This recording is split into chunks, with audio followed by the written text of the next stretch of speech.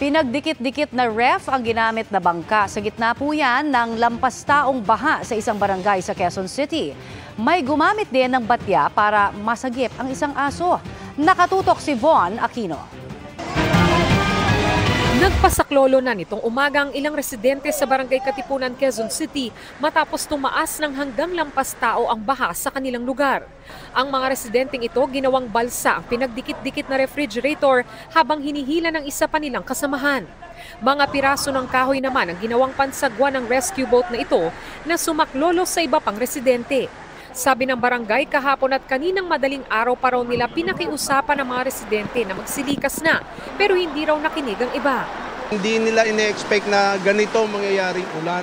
Maraming natira doon sa may baba na hindi na kayang i-rescue kasi yung current ng tubig halos papunta na sa ilog. Eh yung mga pamilyang iba, nandun pa. 2:30 ngayong hapon, napakalakas pa rin ang ulan dito sa Quezon City, partikular dito sa Barangay Katipunan. Makikita natin yung tubig mula sa ilog ay lumalabas na mula rito sa isang bahay. At ayon sa barangay, napakahirap pa rin nung pag-rescue dahil hanggang sa ngayon ay meron pa rin daw mga residente na natrap dun sa kanilang mga bahay malapit sa ilog.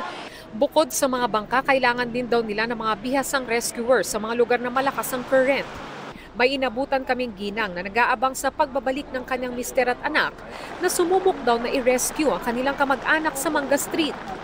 Sino yung inaabangan nyo dito? Yung asawa ko po, tsaka yung anak ko, tsaka yung kapatid ko, asawa ng kapatid ko. Bakit ano pong nangyari? Na-trap po sila doon sa tabi ng ilog, sa may Manga Street. Inaantay din namin na may mag-rescue doon. Ikontak po ako sa kanila, nandun daw sila sa bubong. Katabi ng Barangay Katipunan ang San Juan River na umapaw na. Sa katabing Barangay San Antonio, gumamit ng batya ang residente para isalba ang ginang na ito at isang aso. Lubog na rin ang mga nakaparadang sasakyan pero ang isang ito, iniahon pa ng mga residente. Sa katabing Barangay Paraiso, lubog na rin ang mga bahay. Lumangoy rin ang mga rescuers sa baha at naisalba pa ang isang aso. Para sa GMA Integrated News, Von Aquino, Nakatutok, 24 Oras.